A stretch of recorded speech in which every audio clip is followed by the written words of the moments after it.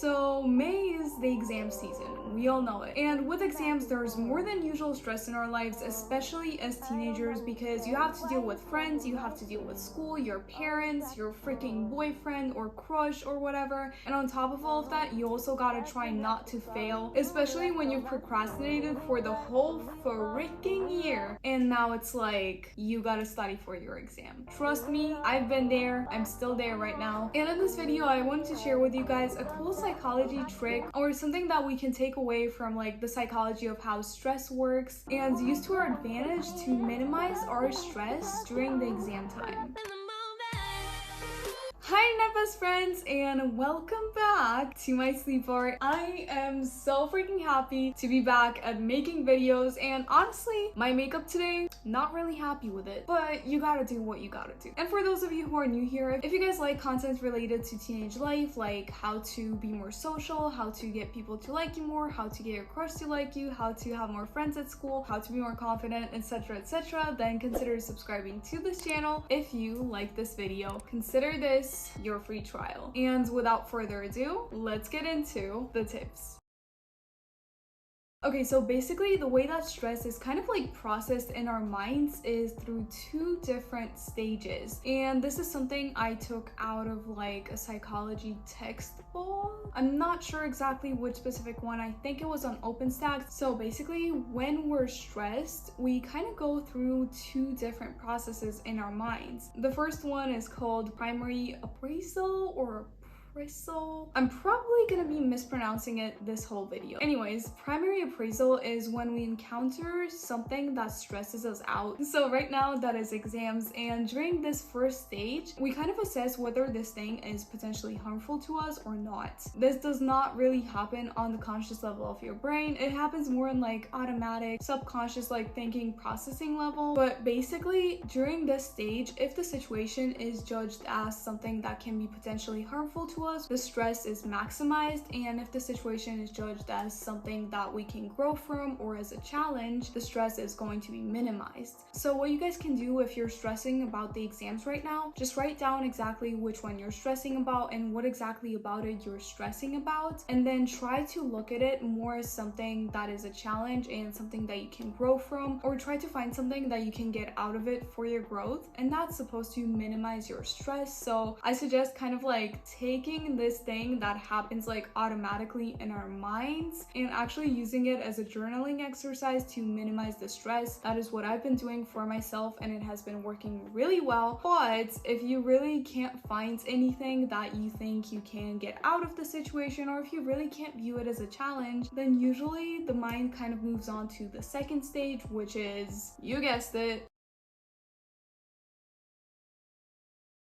secondary appraisal.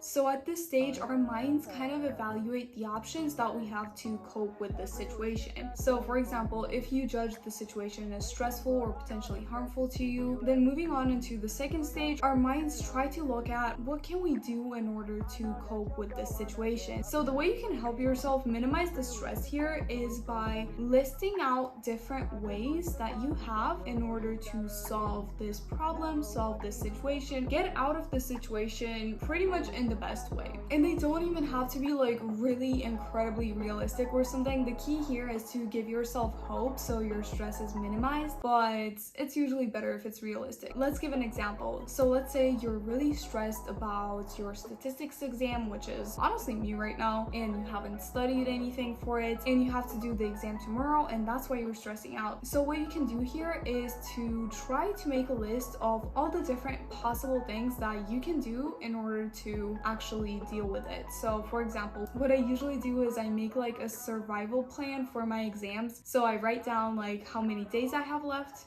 what I have to do for it, and then my best freaking possible option of like dealing with that and like getting out of it in the best way. So I would write down that I can read the main points from the chapters, or go through PowerPoints, or you can make some kind of other plan, like depending on what kind of subject subject you have. For example, if you have APs, you can do like, you're gonna go through the prep book and just read the prep book instead of the textbook, and that's gonna be the best way to get the information into your mind as quick as possible. Or you can say that you're gonna do practice tests, or you can write down that if you try to only focus on like the key terminology or take someone's notes, basically any freaking way you can come up with to deal with this situation the best way possible and to get out of it the best way possible is going to minimize your stress. Because during the secondary appraisal, if your brain finds a way that you can deal with this situation potentially, you're gonna feel less stressed, and if you don't find a way, it's gonna lead to feeling hopeless and extremely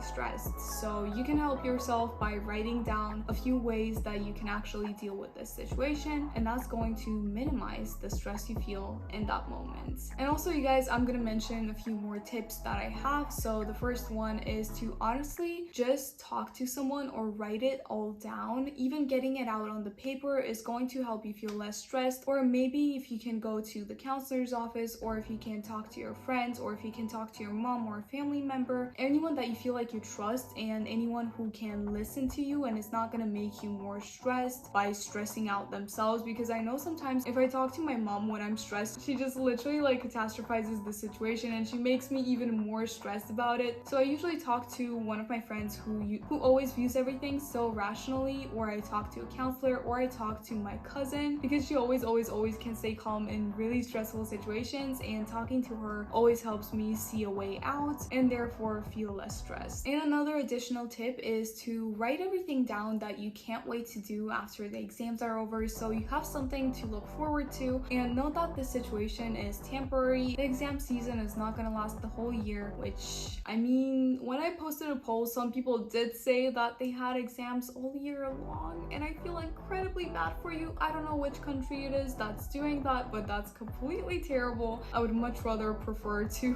freaking like get it over with at the end of the semester. So basically, for those of you who don't have exams all year long, know that it is temporary, it's gonna pass, and it's going to be okay no matter what. Because sometimes I know it can feel like the end of the world, and you feel like it's gonna affect you for the rest of your life, and it does have an effect on the university that you get into and so on. But honestly, I studied my freaking ass off for my exams, but then like a really unexpected thing happened in 2020, and life turned out in such a way that I ended up in a completely different place than I planned, and I felt like everything that I had done before was literally for nothing. While it wasn't for nothing. It taught me like the work ethic and how to freaking deal with stress and so on and so on. But I just want to say that like sometimes, even if something completely bad happens, it can still turn out in a good way. So even if you feel like it's the end of the world, you just failed this exam, there might be something great that's in store for you. Because I'll be honest, right now I'm pretty happy. So there might be a way out that you're not even seeing. And at the same time, if you're doing this for a university, it's also extracurriculars, essays, and everything else that is taken into account. So one exam is not gonna ruin your life. So yeah, I hope this video helped you guys, and I know this was way shorter than all of my other videos. I just wanted to make this like really quick to help you guys deal with your exam stress. We got this. I believe in you, and yeah, bye!